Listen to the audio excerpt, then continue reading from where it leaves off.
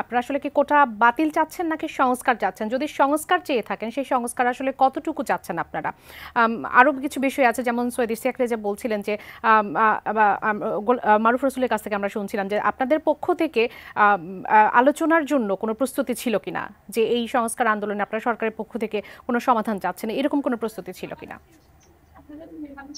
গতকালকে আমরা বঙ্গভবনে আমাদের একটি স্মারকলিপি সমাবেশ ছিল। তো এই স্মারকলিপি সমাবেশে আমাদের কি আহ্বান ছিল, যে জরুরি অধিবেশন ডাকার।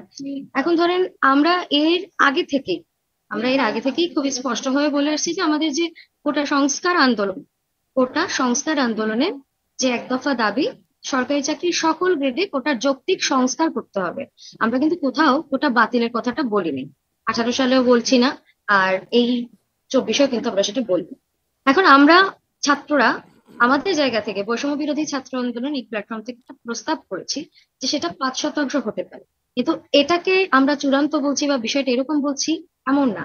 আমরা বলছি যে এটা 5% হতে পারে, এটা একটা প্রস্তাবনা।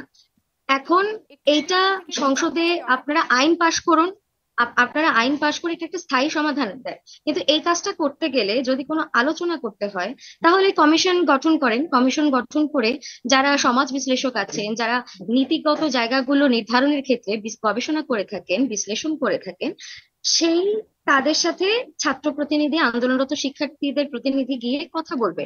আমরা তো আন্দোলনে বারবার করে আমাদের কথা বলার জায়গাটা আছে, এটা বলেই এসেছি।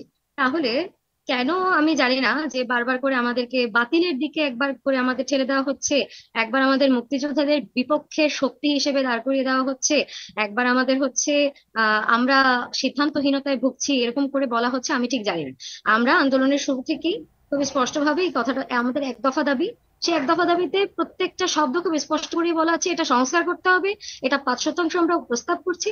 এখন এর সাথে আমরা এটা বলছি যে সংসদে আইন পাশ করে এটা স্থায়ী সমাধান দেওয়া, এবং সেটা করতে হলে যদি কমিশন পাঁচ গঠন করতে পাঁচ হয় শতাংশ সংশোধনী থেকে এটি সংশোধনী আপনারা করা প্রস্তাব হবে। করছেন, অর্থাৎ এর আগে যেমনটি ছিল যে 10% হলে বা 15% হলে আপনারা মেনে নেবেন, সেরকম বিষয়টি নিশ্চয়ই এখনো আছে। একটু আরো একটি বিষয়, সেটি হচ্ছে যে যৌক্তিক সংস্কারের কথা বলছেন আপনারা। গতকালের প্রসঙ্গটা সম্পর্কে যদি একটু জানতে চাই, গতকাল যে উত্তপ্ত পরিস্থিতি তৈরি হলো মধ্যরাতে, সেটি নিয়ে যে স্লোগানগুলো আসলে সেখান থেকে আসলো, সেই স্লোগানগুলো আমরা গণমাধ্যমের বরাদ্দে সবাই মোটামুটি জেনেছি। এই স্লোগানগুলোকে আসলে আপনারা কতটুকু যৌক্তিক মনে করছেন, একটু ছোট করে জানতে চাইবো, আমাদের বিরতি নেবার সময় হয়ে গেছে। আচ্ছা, প্রথমত আমাদের আন্দোলনের শুরুর সময় থেকেই বারবার করে একবার হাইকোর্টের দিকে আমাদেরকে তাক করে দেওয়া হচ্ছে, একবার মুক্তিযোদ্ধাদের বিপক্ষে আমাদের দাঁড় করে দেওয়া হয়েছে। আমরা স্পষ্টভাবে আজ এখনো এই এটিএন টেলিভিশনে এখানে স্পষ্টভাবে বারবার করে বলছি, আমরা মুক্তিযোদ্ধাদেরকে, আমাদের মুক্তিযোদ্ধাদের প্রতি একটা আবেগ আছে, মুক্তিযুদ্ধের প্রতি একটা আবেগ আছে, মুক্তিযোদ্ধাদের প্রতি আমাদের শ্রদ্ধা আছে। এবং আমরা যেই সংস্কারের কথাটা বলছি, আমরা বলছি যে মুক্তিযোদ্ধাদের এক প্রজন্ম অবধি এটিকে কার্যকর করা যেতে পারে, কিন্তু সেটা তো প্রজন্ম থেকে প্রজন্ম ধরে চলতে পারে না।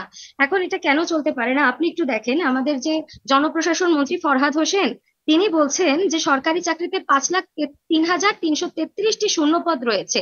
এখন এই যে আমাদের কোটার মাধ্যমে কিন্তু 8%-এর বেশি আমাদের চাই মানে নিয়োগ করা সম্ভব হচ্ছে না। তাহলে এই যে আমার জায়গাটা খালি রয়ে যাচ্ছে, তাহলে আমার কেন একটা বড় অংশ এইটুকুতে রাখা লাগবে?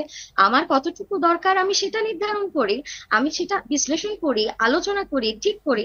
তাহলে আমার যেখানে কোটা রেখেও সেই জায়গাটা শূন্য থেকে যাচ্ছে, মেধাবীরা মেধা স্কোর থাকা সত্ত্বেও, তাদের যোগ্যতা থাকা সত্ত্বেও এই কোটার কারণে তাদের যোগ্য চাকরিটা পাচ্ছে না, তখন এই যে বেকারত্বটা সৃষ্টি হচ্ছে, এটার দায় কি রাষ্ট্র নেবে না?